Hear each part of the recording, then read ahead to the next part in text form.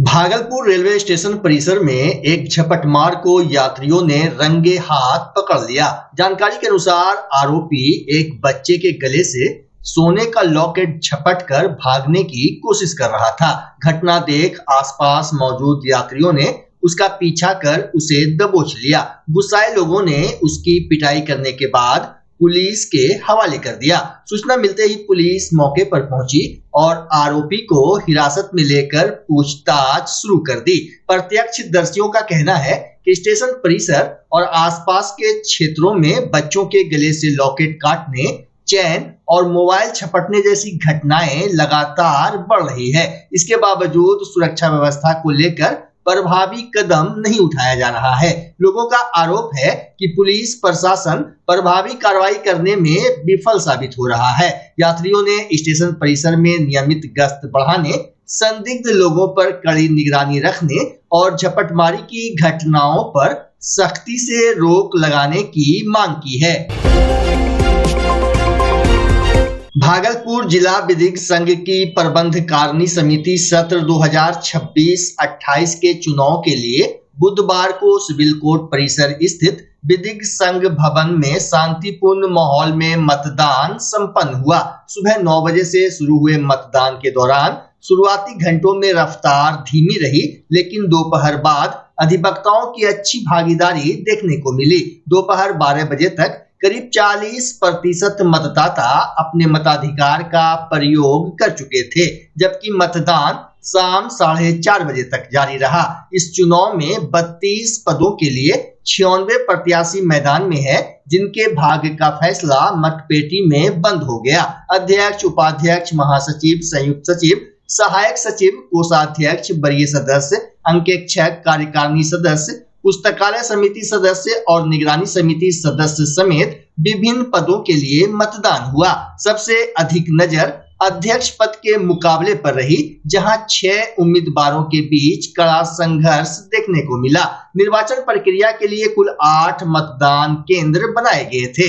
निर्वाचन पदाधिकारी मोहम्मद शमसुद्दीन की निगरानी में चुनाव संपन्न कराया गया। इस बार जिला विधिक संघ चुनाव में पहली बार पारंपरिक मुहर के बजाय पेन के माध्यम से मतदान कराया गया, जिसे अधिवक्ताओं ने सहजता से अपनाया। निष्पक्ष और शांतिपूर्ण मतदान सुनिश्चित करने के लिए सुरक्षा के भी व्यापक इंतजाम किए गए थे।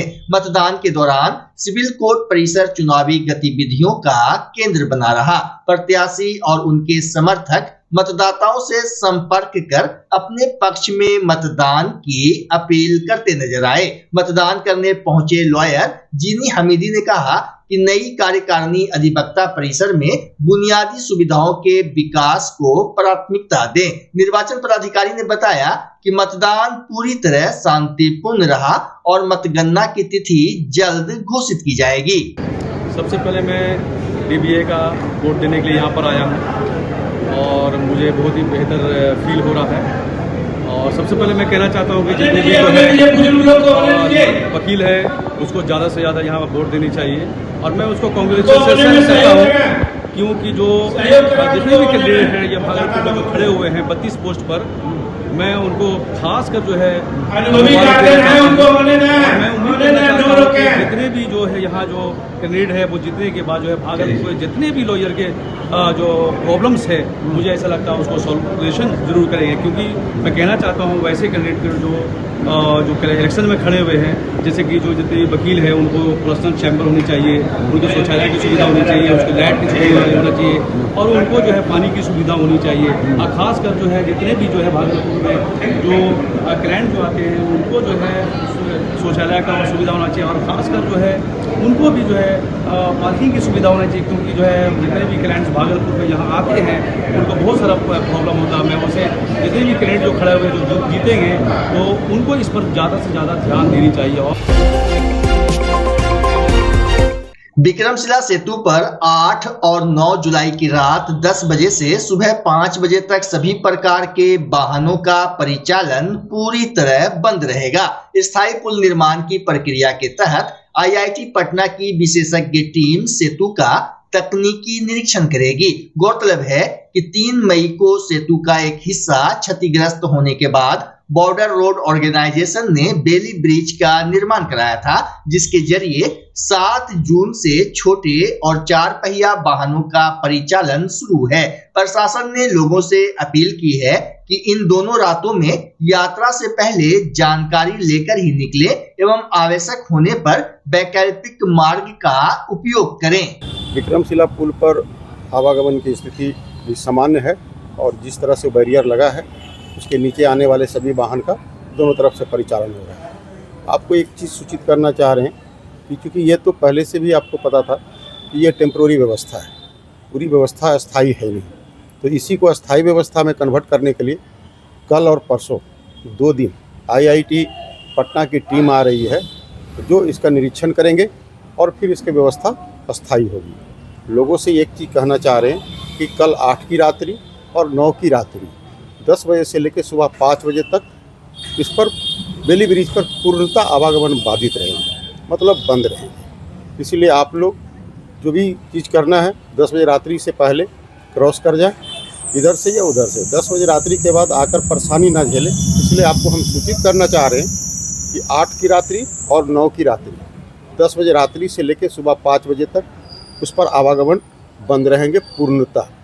और चूँकि उसका निरीक्षण होना है और वो निरीक्षण टीम उस पर रात में काम करेगी। भागलपुर के समीक्षा भवन में वरीय पुलिस अधीक्षक प्रमोद कुमार यादव की अध्यक्षता में मासिक अपराध समीक्षा बैठक आयोजित की गई। बैठक में सिटी एसपी अतुलेश झा के अलावा जिले के सभी डीएसपी और थाना प्रभारियों ने भाग लिया। इस दौरान अपराध नियंत्रण, लंबित कांडों के निष्पादन और पुलिसिंग की समीक्षा की गई। इस दौरान उत्कृष्ट कार्य करने वाले पुलिस पदाधिकारियों को प्रशस्ति पत्र देकर सम्मानित किया गया, जबकि अपेक्षित प्रदर्शन नहीं करने वाले थाना प्रभारियों से स्पष्टीकरण मांगा गया। एसएसपी ने आगामी श्रावणी मेला को लेकर सुरक्षा, यातायात प्रबंधन, श्रद्धालुओं की सुविधा और कानून व्यवस्था बनाए रखने के लिए सभी अधिकारियों को पूरी सतर्कता, जिम्मेदारी और समन्वय के साथ कार्य करने का सख्त निर्देश दिया। क्राइम मीटिंग का आयोजन किया गया था जो हर मंथ में होती है और ये हमारा रूटीन प्रोसेस है। आज की क्राइम मीटिंग में जो भी सबसे महत्वपूर्ण जो कांड का डिस्पोजल है, तो हम लोगों ने लगभग 1.5 से पौने 2 गुना के आसपास कांडों का डिस्पोजल मैक्सिमम थानों में किया गया है। और जो अच्छे कांड के हमारे अनुसंधानकर्ता ने डिस्पोजल किया है, जिन्होंने जैसे बड़े थाना है तो वहाँ 10 से ज़्यादा किया है, छोटे थाना है तो 8 से ज़्यादा किया है। तो ऐसे आईओ और एसएचओ को मिला के लगभग 28 से 30 लोगों को आज हम लोग जो अप्रिसिएशन लेटर दे रहे हैं और ऐसे एसएचओ को भी हम लोग पुरस्कृत कर रहे हैं जो 2 गुना कांडों का डिस्पोजल किए हैं। तो ऐसे जो थानाध्यक्ष हैं उनको भी हम लोग वो कर रहे हैं। जिन्होंने अरेस्टिंग बहुत अच्छी की है उनको भी अप्रिसिएशन लेटर दे रहे हैं। साथ में हम लोगों ने आज जो आगामी श्रावणी मेला है तो आगामी श्रावणी मेला को लेकर जो विक्रमशिला पे हम लोगों को ट्रैफिक मैनेजमेंट है उसके बारे में जो निर्देश दिए गए हैं, और साथ में जो सुल्तानगंज और वो मार्ग है, और साथ में कहलगांव या ये जो बरारी घाट से लोग लेकर निकलते हैं बासुकीनाथ, तो इन सब रूट के लिए विशेष निर्देश दिया गया कि सभी थानाध्यक्ष अभी से कैलकुलेट कर लें कि कहाँ पे लास्ट ईयर कोई प्रॉब्लम आई थी, कहाँ पे जाम की समस्या हो सकती है, तो कहाँ पे हमें डिप्टेशन चाहिए, तो सारी चीज़ों के लिए निर्देश दे दिया गया है और वो लोग कैलकुलेट भी कर लिए हैं। तो उसके अनुसार हम लोग 2 दिन में मुख्यालय में एक रिक्विजिशन भी भेजेंगे लेटर का कि कितना हमें बल चाहिए, कितना पदाधिकारी चाहिए, कितना घुड़सवार दस्ता चाहिए, कितना हमें STF टीम चाहिए, कितना ATS टीम चाहिए। तो अलग अलग जो भी हम लोगों की टोटल डिमांड होती है तो उसको हम लोग आज इस मीटिंग में डिस्कस भी कर लिए हैं। और इसके अतिरिक्त जो सहयोग पोर्टल है, सहयोग पोर्टल पे हम लोगों का ये निस्तारण अच्छा है। केवल 4-6 मामले ऐसे पेंडिंग हैं जो 2-3 दिन के हैं, तो उसके लिए भी निर्देशित कर दिया गया कि 24 घंटे में ये लोग करेंगे। और इसके अतिरिक्त हम लोगों का जो वारंट वगैरह का डिस्पोजल है वो ठीक रहा है, लेकिन हम लोगों ने बोला है कि वारंट का जो भी डिस्पोजल है वो जो भी प्राप्त होता है तो 1 सप्ताह से 10 दिन के अंदर भी उसका जो है 100% निस्तारण सुनिश्चित करेंगे। और इसके अतिरिक्त हम लोग ये भी कर रहे हैं कि जो आईओ या एसएचओ का परफॉर्मेंस ख़राब हुआ है तो उनको PHO और शोकॉज भी किया जा रहा है। जैसे मिनिमम 4 कांड का डिस्पोजल है करना है, लेकिन कुछ ऐसे आईओ हैं जिन्होंने 1-2 कांडों का डिस्पोजल किया है, तो ऐसे 8-10 आईओ चिन्हित है तो उनको जो PHO करते हुए उनको शोकॉज भी किया जा रहा है। भागलपुर के चंपानगर स्थित एक विवाह भवन में मंगलवार को लोक जनशक्ति पार्टी रामविलास के अल्पसंख्यक प्रकोष्ठ की समीक्षात्मक बैठक प्रदेश अध्यक्ष मोहम्मद सलीम साहिल की अध्यक्षता में आयोजित हुई। बैठक का मुख्य उद्देश्य संगठन विस्तार और आगामी रणनीति पर चर्चा करना था। इस दौरान सर्वसम्मति से भागलपुर के बरेचक निवासी समाज सेवी एवं पूर्व पार्षद मोहम्मद इब्रार हुसैन उर्फ बेला को अल्पसंख्यक प्रकोष्ठ का जिलाध्यक्ष मनोनीत किया गया। उनके नाम की घोषणा होते ही कार्यकर्ताओं ने जोरदार तालियों और फूल मालाओं से उनका स्वागत किया। वहीं नवनियुक्त जिलाध्यक्ष मोहम्मद इब्रार हुसैन उर्फ बेला ने प्रदेश नेतृत्व के प्रति आभार व्यक्त करते हुए कहा कि यह पद उनके लिए सम्मान के साथ बड़ी जिम्मेदारी भी है। उन्होंने भरोसा दिलाया कि पार्टी की विचारधारा को हर गांव, हर वार्ड और हर बूथ तक पहुंचाने के लिए पूरी निष्ठा और समर्पण के साथ कार्य करेंगे।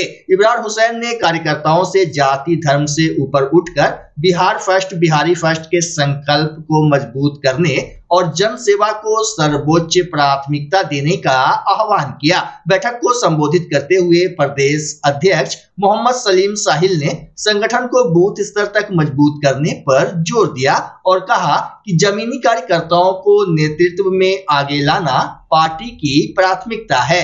हमारी खुशकिस्मती है कि आपके बीच आने का मौका मिला। एक ऐसे शहर जहाँ से कपड़ा पूरे बिहार और पूरे देश दुनिया में लोग इस्तेमाल करते हैं और कहीं न कहीं हर समाज में इसकी जरूरत पड़ती है, चाहे वो किसी धर्म के लोग हो, किसी भी समाज के लोग हैं। किसी जात पात के लिए कपड़ा वस्त्र नहीं, हर इंसान को चाहिए। तो बिहार फर्स्ट, बिहारी फर्स्ट जो चिराग पासवान जी का विजन है, जब डॉक्यूमेंट्स बन रहा था तो हमसे भी मांगा गया था कि आप भी अपना विजन लिख करके दीजिए, आप क्या जुड़वाना चाहते हैं। तो हमने 4-5 मुद्दे लिखे थे, जिसमें यहाँ के बुनकरों की भी बात को हमने लिख करके दिया था। सेक्शन कमेटी जब यूपीए गवर्नमेंट में रामविलास पासवान जी हुआ करते थे, सेक्शन कमेटी की भी सर्वे हुई लेकिन उसको लागू नहीं की गई। तो उसको भी हमने लिख करके दिया उसमें कि आप इनको भी लागू कीजिए। और तमाम जो लोग बदहाल है, चाहे किसी भी जात, किसी भी धर्म के लोग हैं, उनके लिए फिक्रमंद होना चाहिए। तो हमारे नेता की सोच है, 2004 से मैं लगातार इस पार्टी में एक पार्टी की तरह नहीं बल्कि एक परिवार की तरह इस पार्टी से जुड़ा हूँ और आज तक मैं इस पार्टी के साथ हूँ और कल तक रहूंगा। कार्यक्रम में प्रदेश महासचिव संगीता तिवारी, प्रदेश उपाध्यक्ष मोहम्मद नसीम, नीरज तिवारी, साकिब कमाल, मोहम्मद आमिर, सोनू सहित बड़ी संख्या में पार्टी से जुड़े पदाधिकारी और कार्यकर्ता मौजूद रहे। इधर न्यूज अंग बिहार से विशेष बातचीत में इब्रार हुसैन उर्फ बेला ने भागलपुर जिला में संगठन की मजबूती को पहली प्राथमिकता बतलाया। साथ ही पार्टी से जुड़े सभी नेता और कार्यकर्ता का आभार जताया। सबसे पहले मैं अपने राष्ट्रीय अध्यक्ष चिराग पासवान जी, अल्पसंख्यक प्रकोष्ठ के प्रदेश अध्यक्ष सलीम साहिल जी एवं पार्टी से जुड़े सभी नेता एवं कार्यकर्ता का शुक्रिया अदा करता हूं। पार्टी ने मुझे बड़ी जिम्मेदारी सौंपी है, जिसका मैं आप सभी के सहयोग से निर्वहन करूंगा। लोक जनशक्ति पार्टी रामविलास जी की विचारधारा जन जन तक पहुंचे, इसका मैं संकल्प लेता हूं। और जय बिहार, जय लोक जनशक्ति पार्टी। भागलपुर के सैंडिस कंपाउंड क्षेत्र से मिले अति प्राचीन वृक्ष जीवाश्मों की अब वैज्ञानिक जांच कराई जाएगी। जीवाश्मों की वास्तविक उम्र, प्रजाति और भूवैज्ञानिक महत्व का पता लगाने के लिए जिला प्रशासन ने नमूना लखनऊ स्थित प्रतिष्ठित संस्थान Birbal Sahni institute of palaeosciences भेजा है। जीवाश्मों को फिलहाल सुरक्षित रूप से भागलपुर संग्रहालय में संरक्षित रखा गया है। विशेषज्ञ इनके संरक्षण, आयु, प्रजाति और उस समय की पर्यावरणीय परिस्थितियों का अध्ययन करेंगे। जिला कला एवं सांख्यिकी पदाधिकारी अंकित रंजन ने बताया कि प्रथम दृश्यता ये किसी पेड़ का जीवाश्म प्रतीत होता है जो संभवतः लाखों वर्ष पुराना हो सकता है।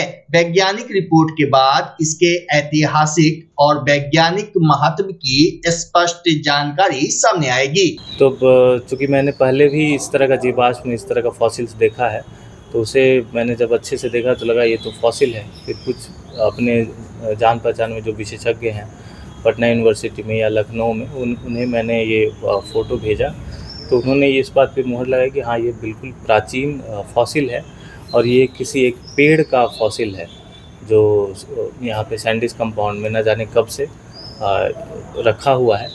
अभी इसका कारण भी पता लगाया जाना है कि ये वहाँ पे किस तरह से आया या वहीं से निकला है या कहीं से आया है।